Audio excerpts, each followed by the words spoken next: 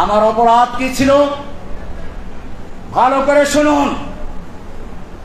যখন এই দেশের একদল নাস্তিক মুরতাদ বিদেশ যাওয়ার জন্য কোনো ভিসা পায় না, তখন তাদের সহজ উপায় ছিল আল্লাহকে গালিগালাজ করা, রাসূলকে গালিগালাজ করা, রাসূলকে নিয়ে কটূক্তি করা এবং বিভিন্ন মিডিয়ায় সাতা প্রচার করা। আর তখন ওরা আমাদের মুসলিমরা, ইসলাম প্রিয় লোকেরা, আল্লাহর প্রিয় লোকেরা, রাসূলের প্রিয় লোকেরা স্লোগান দেয়, এটা নিয়ে ওরা দেখায়।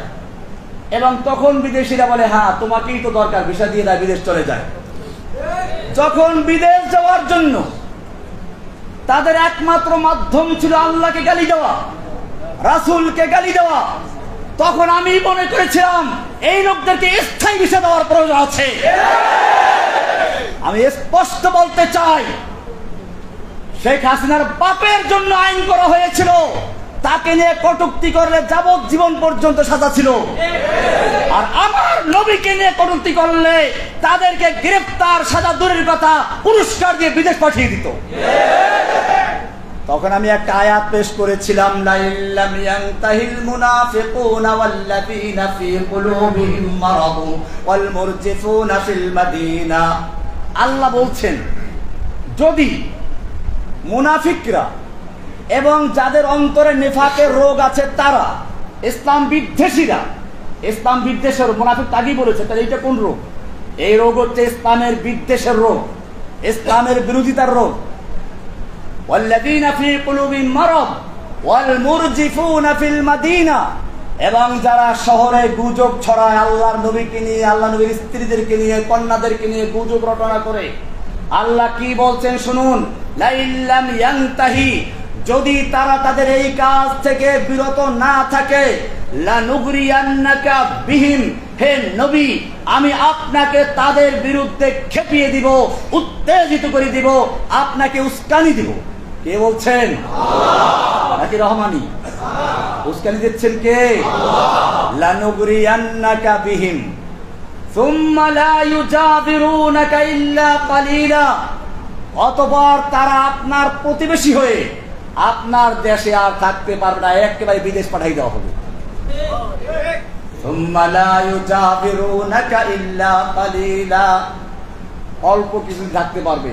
মালউনিন, যে কয়দিন থাকবে সে কয়দিনও থাকবে তার অভিশপ্ত হয়ে। এরপরে কি বলছেন শুনুন, কান খুলে শুনুন, চোখ দিয়ে দেখুন, অন্তর দিয়ে বুঝুন। সাংবাদিক ভাইদেরকে বলছি, যদি মুসলিম হয়ে থাকো, মুসলিম ঘরের সন্তান হয়ে থাকো, কোরআন বিশ্বাস করো।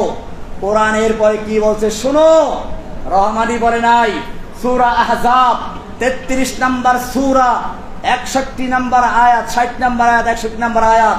আল্লাহ বলছেন, যদি তারা বিরত না থাকে, আইনামা সুকিফু, মারুফ না মাজহুল?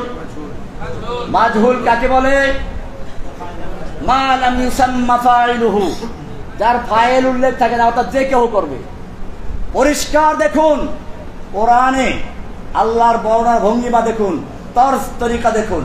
আস-সারিকু ওয়াস-সারিকাতু ফাকতাউ আইদিয়াহুমা, চোর চুরনি যদি চুরি করে তাদের হাত কেটে দাও, মারুফের সিগা।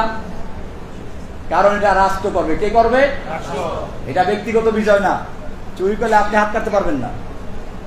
আবার শুনুন, আয-যানিয়াতু ওয়াজ-যানি ফাজলিদু কুল্লা ওয়াহিদিন মিনহুমা, জিনাকারিনী আর জিনাকারী এদের প্রত্যেককে 100 দোররা মারো। তোমরা মারো মানে রাষ্ট্র, মারুফের সিগা। এই ধারায় এখানে কি হওয়া উচিত ছিল? মারুফের সিগা হওয়া দরকার ছিল, কিন্তু এখানে মারুফ আসে না, কি এসেছে? প্যাসিভ এসেছে, অ্যাক্টিভ নয়। কি বলা হচ্ছে? আইনামা সুকিফু, ওদেরকে যেথায় পাওয়া যাবে, সংসদে পাওয়া যাক, রাস্তায় পাওয়া যাক, পত্রিকা অফিসে পাওয়া যাক, অথবা কোনো নেতা নেত্রীর বাসায় পাওয়া যাক, এমনকি যদি তাদেরকে সেনাবাহিনীর ক্যাম্পেও পাওয়া যায়, আইনামা সুকিফু, ওদেরকে যেখানেই পাওয়া যাবে উখিযু, পাকড়াও করা হবে না আখাযু। উখিযু মারুফ না মাজহুল? অ্যাক্টিভ না প্যাসিভ? কেন বলা হলো? এইটা করার জন্য রাষ্ট্র লাগবে না, যে পাবে সেই কাজটা করতে পারবে। আইনামা সুকিফু, ওদেরকে যেখানেই পাও তোমরা, পাওয়া যাবে। উখিযু, ওদেরকে পাকড়াও করা হবে। বলে তারপরে কি করা হবে? জেলে দেওয়া হবে। কি না জেল না ওদের জন্য। ওয়াকুতিলু তাকতিলা, ওদেরকে কেটে টুকরো টুকরো করে ফেলো। কে বলেছেন? ওয়াকুতিলু তাকতিলা। এরপরে কি বলেন শুনুন, সুন্নাতাল্লাহ, এটাই হচ্ছে আল্লাহর সুন্নাহ, এটাই হচ্ছে আল্লাহর রীতি। সুন্নাতাল্লাহিল্লাযীনা ক্বাদ খালাউ মিন ক্বাবলিকুম, তোমাদের পূর্বে যারা অতিবাহিত হয়েছে তাদের জন্য এই রীতি আল্লাহর ছিল। ওয়ালান তাজিদা লিসুন্নাতিল্লাহি তাবদীলা, কিয়ামত পর্যন্ত আল্লাহর এই রীতিতে, আল্লাহর এই নীতিতে তুমি কোনো তাবদীল পাবে না, পরিবর্তন পাবে না।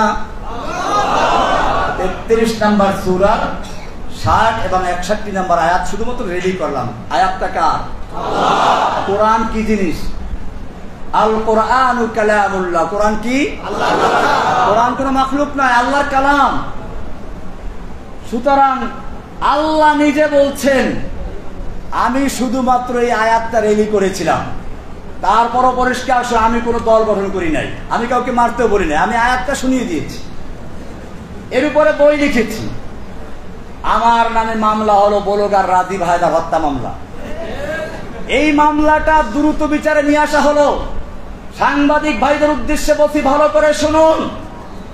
ওই মামলার রায় হয়েছিল 2015 সালের 31 ডিসেম্বর। ডিসেম্বর মাসে জজ কোর্ট বন্ধ থাকে, কিন্তু আমাদের ওই কোর্ট খোলা ছিল। সারা দিন ব্যাপী কোর্ট চলতো, সন্ধ্যার সময় কোর্ট চলেছে। এরপরে রায় দেওয়া হলো।